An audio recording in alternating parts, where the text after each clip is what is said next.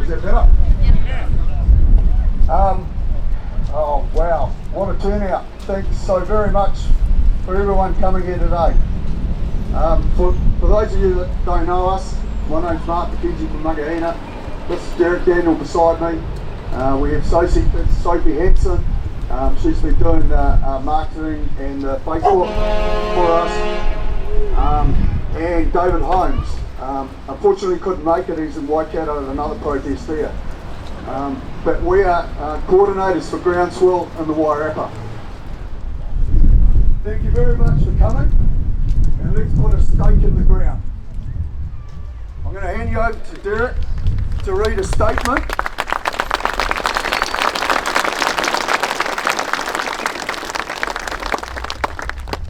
I'm going to hand you over to Derek to read a statement just released from Groundswell, New Zealand, and it's very powerful. Thanks, Mark. Groundswell, New Zealand, hell of a protest, what a great name. This will take 6 minutes to read out. When Southern farmers Bryce McKenzie and Laurie Patterson decided in October last year to take their tractors to Gore to protest over the freshwater regulations, little did they know they were starting a nationwide campaign. Following a turnout of 120 tractors in Gore, Groundswell New Zealand was formed. A meeting at Waimumu, that's near Gore, of 700 farmers, 700, gave Groundswell New Zealand the confidence to go nationwide.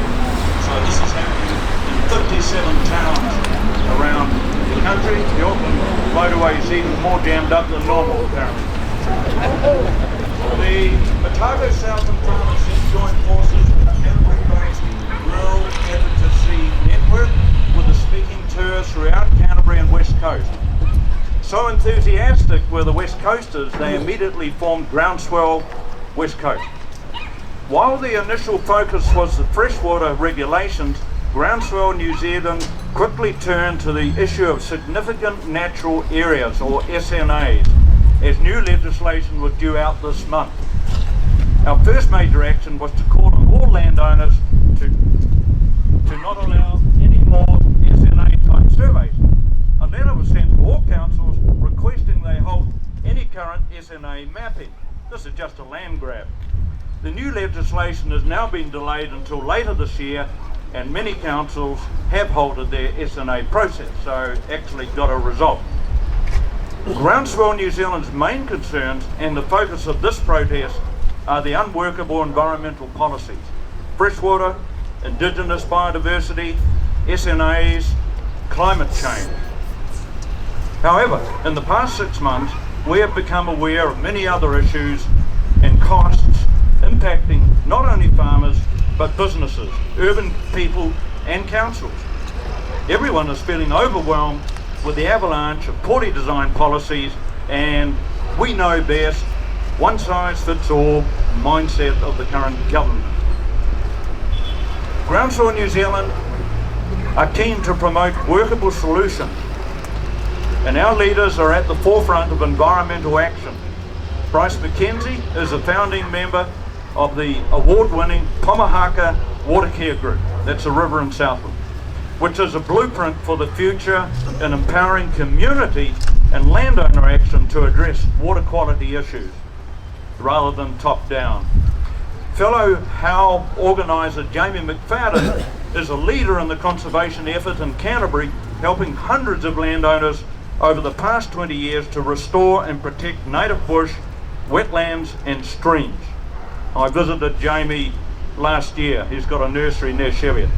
From this experience, we know there are far superior solutions to achieving positive environmental outcomes than the current unworkable regulations. This howl of a protest has been organised in the spirit of cooperation, non-confrontation and no intentional disruption. Sorry about the Auckland motorway. It's usually blocked. We encourage people attending the howl to support local businesses and engage with people in a positive way. Groundswell New Zealand does not condone any actions that are contrary to our intentions.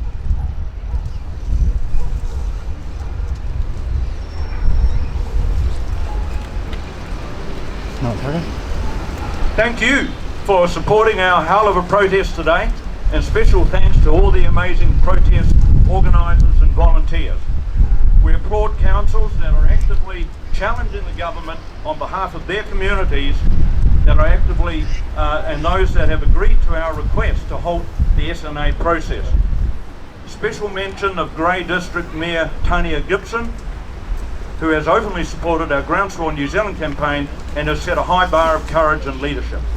We challenge all mayors and councillors to step up on behalf of their communities. Groundswell New Zealand are calling for a halt to all environmental regulations, including freshwater, Indigenous biodiversity, SNAs, climate change and high country legislation. If in 1 month's time, August the 16th, we have not seen sufficient moves by the government to address our concerns, we will be undertaking further actions. Conclusion. Enough is enough. Unworkable freshwater regulations. Enough is enough. SNAs penalising conservation-minded landowners. Enough is enough. Over the top, one size fits all, state control. Enough is enough. No respect for people, their privacy and property information. Enough is enough. Overseas corporates buying up New Zealand farmland to offset emissions. Enough is enough. Taxes on essential work vehicles. A lot of them here today. Enough is enough. Out of control costs, crippling small business. Enough is enough. Unprecedented mental strain on people. Enough is enough. Groundswell New Zealand has put a stake in the ground and said, enough is enough.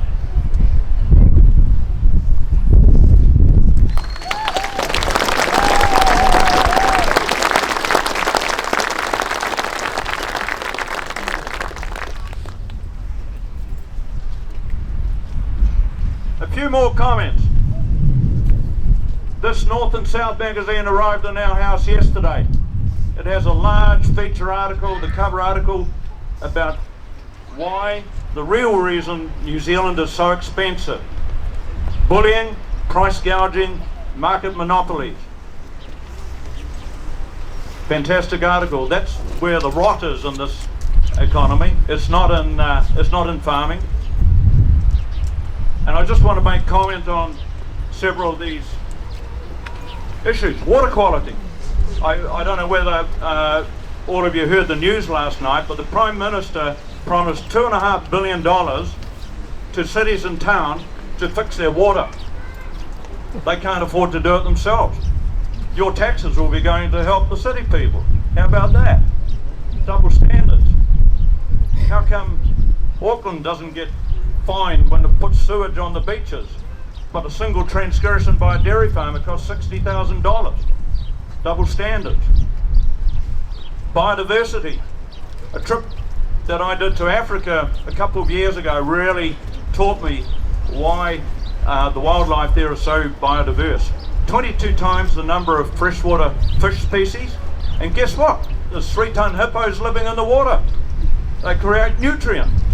Every form of life needs a bit of nutrient and needs something to eat. Our rivers are too clean. Yeah, I think forest and bird don't really understand how ecosystems work. Greenhouse gases, blaming animals which have evolved 90 million years ago. Animals don't vote. So farmers are being penalised for cows, sheep, any ruminant, and yeah, and the rest of the country is let off the hook because they're only paying 2.6 cents for a litre of fuel to the ETS. The ETS is supposed to change behaviour. I don't think it's changing any behaviour, and I just see a sign up there, the Paris Accord that we signed actually says preserve food production. Don't plant trees. The ute tax, you're all aware of that. Just come on, we've got all these symbolic gestures. We've got these bicycle lanes going around here, but there's never any bicycles on it. We've got the carbon tax over $50 now. If it goes a lot higher, we'll be seeing dairy farms converted into pine trees. People don't realise our farmland area is shrinking very fast. It's shrinking under urban expansion and lifestyle blocks. And at the other end, it's shrinking under pine tree plantation. So, yeah, we're a country that gets most of our export income from farming and horticulture. So, where are we going? There's no long distance view on this. Remember, a couple of years ago, we were told that tourism was our biggest export industry? Well, it's disappeared. Has anyone noticed? No, it's made no difference to our terms of trade. Because you know what? Farming is our biggest export industry. Always has been, and probably always will be.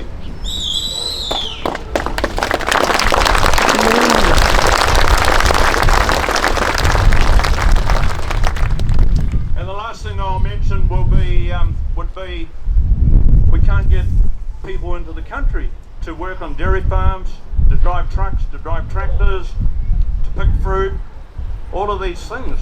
Other developed countries bring in people from outside because generally speaking the citizens don't want to do it.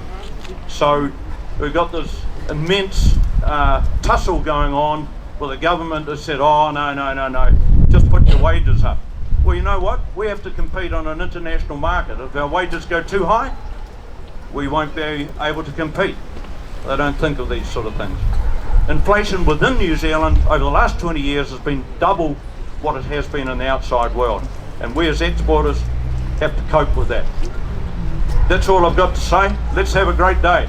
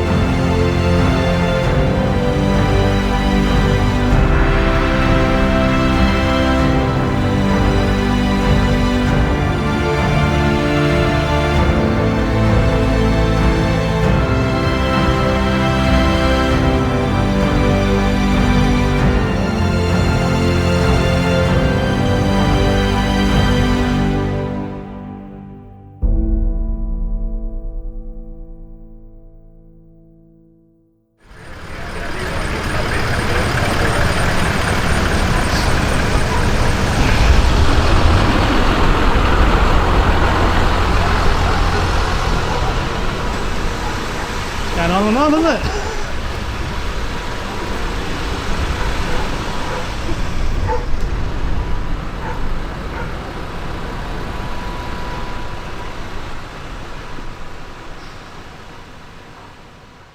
You guys still here? Yeah.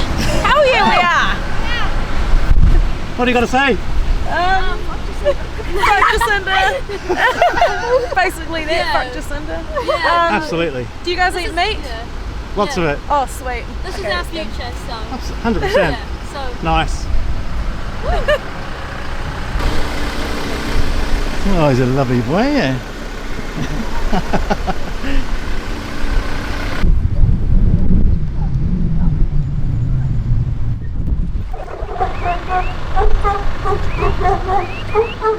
Hello. Aren't you gorgeous? Hello.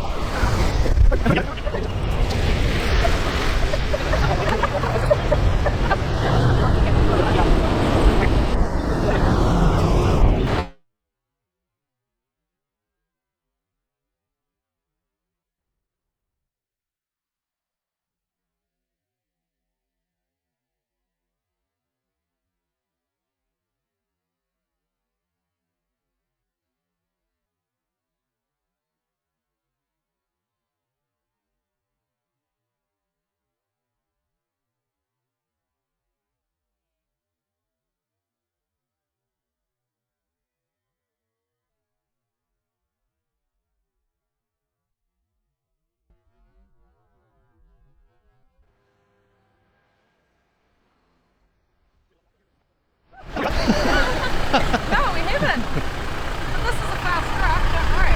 It's a pretty fast track. Yeah, fucking right.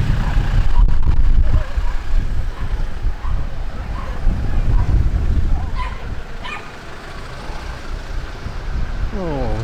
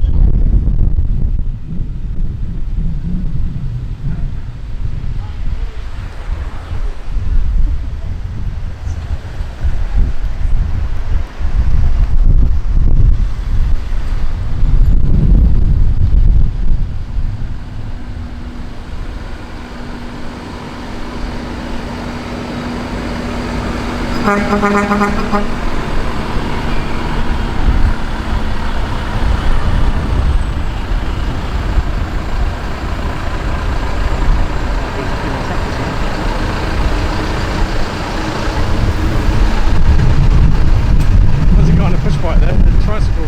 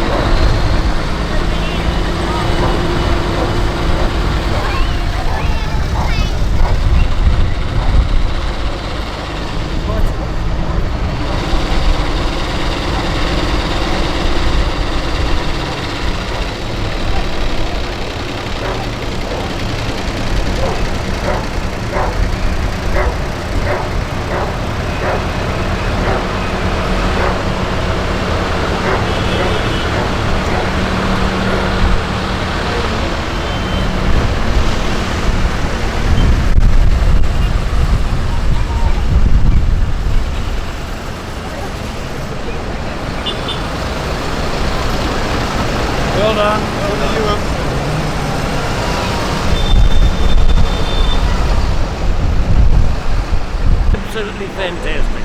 United the community. Yeah. Isn't that amazing, isn't it? Yeah. I'm just so proud to live here. I just think this is fantastic. This is what it's all about.